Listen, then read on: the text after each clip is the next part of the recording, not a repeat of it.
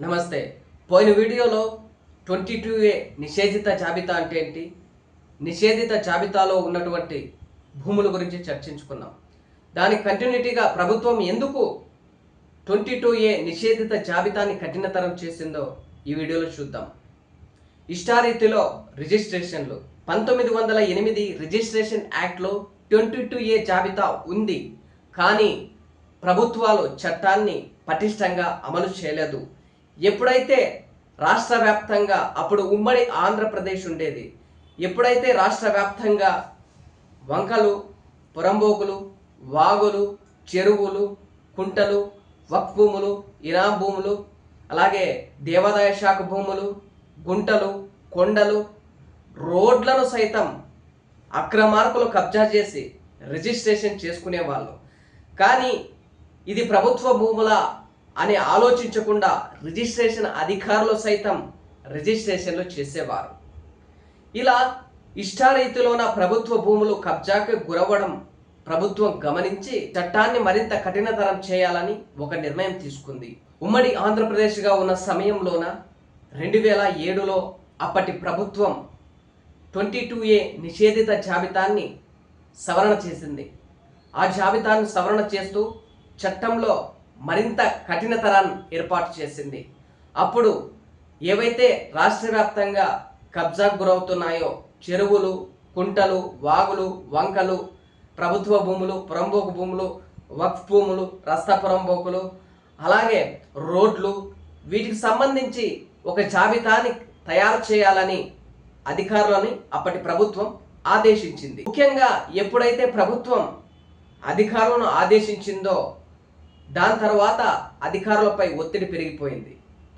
అధికారులపై ఒత్తిడి పెరిగిపోవడంతో 2007లోన అప్పటి కాంగ్రెస్ ప్రభుత్వం ఉన్నతాధికారులను ఆదేశించడంతో ఉన్నతాధికారులు జిల్లా కలెక్టర్లని, జిల్లా కలెక్టర్లు ఆర్డీఓలని, ఆర్డీఓలు ఎంఆర్ఓలని, ఎంఆర్ఓలు విఆర్ఓలపై ఒత్తిడి పెంచారు.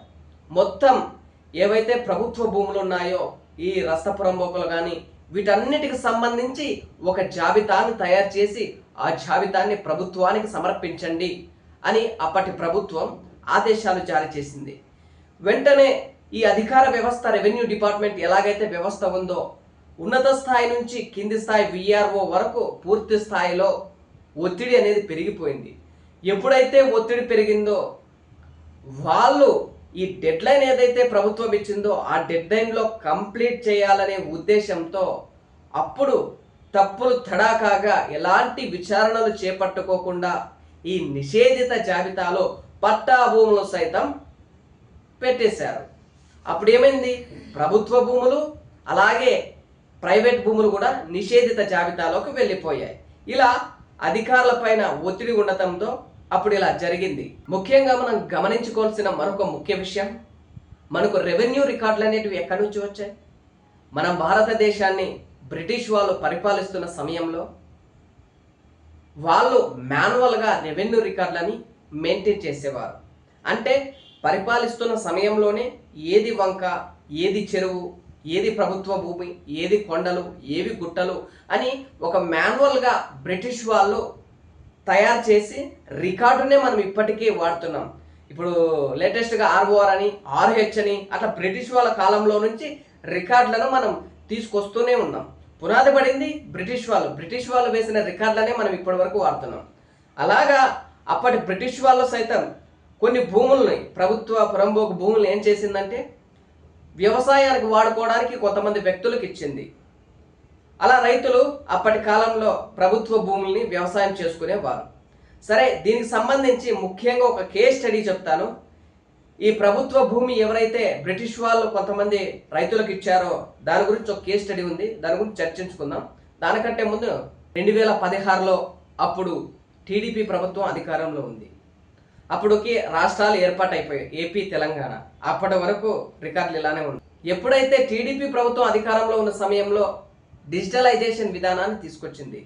ముఖ్యంగా ఈ డిజిటలైజేషన్ వలన ఏంటి అంటే ఏవైతే రెవెన్యూ రికార్డులు ఉన్నాయో ఈ నిషేధిత జాబితాలు, ప్రభుత్వ భూములు, వాగులు, కుంటలు, ఇలా ఎన్ని రకాల భూములు అయితే ఉన్నాయో వాటికి సంబంధించిన రికార్డులను డిజిటలైజేషన్ చేయాలని అప్పుడు రెవెన్యూ అధికారులని అప్పుడు ప్రభుత్వం ఆదేశించింది.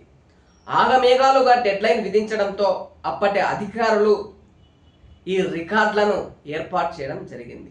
ఒకసారి మనం ఈ విఆర్ఓ వ్యవస్థని గమనించుకున్నట్లయితే గతంలో విఆర్ఓలు అంటే పెద్దగా చదువుకున్న వ్యక్తులు, డిగ్రీ క్వాలిఫై అయిన వ్యక్తులు కూడా ఉండేవాళ్ళు కాదు. అంటే ఈ కారుణ్య నియామకాలు ఎక్కువగా జరిగేవి. వాళ్ళ నాన్న తర్వాత కొడుకు వచ్చేది ఆ పోస్టు. అప్పుడు ఎడ్యుకేషన్ కూడా పెద్దగా ఉండేది కాదు, 10th కానీ లేకపోతే అంతకుముందు వాళ్ళకి సిస్టమ్ పైన పెద్దగా అవగాహన లేకుండా ఉండేది.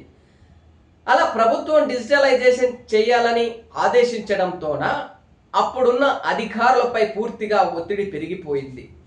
ఒత్తిడి పెరగపోవడంతో అప్పుడున్న అధికారులు తొందరగా డెడ్లైన్లోగా ఈ డిజిటలైజేషన్ చేయాలనే ఉద్దేశంతోన అప్పుడు తప్పుడు ఎంట్రీలు అనేది చేయడం జరిగింది. ఈ తప్పుడు ఎంట్రీలు చేయడం వల్ల ప్రభుత్వ భూములతో పాటు పట్టా భూములు కూడా 22A నిషేధిత జాబితాలోనే చేర్చబడ్డాయి. ఈ విధంగా అప్పుడు చాలామంది రైతులు నష్టపోయారు. కానీ చాలామందికి అప్పుడు తమ భూమి నిషేధిత జాబితాలో ఉందో లేదో అన్న విషయం కూడా వాళ్ళకి తెలియదు. ఇలా చట్టంలో జరిగిన తప్పులు సామాన్యునికి తిప్పలు పెట్టింది. ముఖ్యంగా 2007లో ఎప్పుడైతే ఈ 22A నిషేధిత జాబితాని కఠినతరం చేశారో అప్పుడు ఆ రికార్డులోన ప్రభుత్వ భూములతో సైతం పట్టా భూములు కూడా నిషేధిత జాబితాలో చేర్చడం జరిగింది. ప్రభుత్వ భూములు నిషేధిత జాబితాలో ఉండడం వల్ల ఎలాంటి తప్పు లేదు. కానీ పట్టా భూములను సైతం నిషేధిత జాబితాలో చేర్చడం వల్ల చాలా ఇబ్బందులు ఎదుర్కొన్నారు. 2007, 2016లో డిజిటలైజేషన్ వచ్చిన తర్వాత కూడా రైతులు చాలా ఇబ్బందులు ఎదుర్కొన్నారు. ముఖ్యంగా ఈ డిజిటలైజేషన్ రావడం వల్ల రైతుల పట్టా భూములు నిషేధిత జాబితాలో పడిపోయి ఇప్పటికీ తీవ్రంగా ఇబ్బంది పడుతున్నారు. రాష్ట్ర వ్యాప్తంగా చూసుకున్నట్లయితే 1.95 కోట్ల ఎకరాల భూమి నిషేధిత జాబితాలో చేర్చబడింది. ముఖ్యంగా 14 లక్షల పట్టా భూములు కూడా ఈ నిషేధిత జాబితాలో ఉన్నాయి. అంటే మొత్తం రాష్ట్ర వ్యాప్తంగా, ఏపీ వ్యాప్తంగా ఉన్న భూమిలోన 59% నిషేధిత జాబితాలోనే భూములు ఉన్నాయి.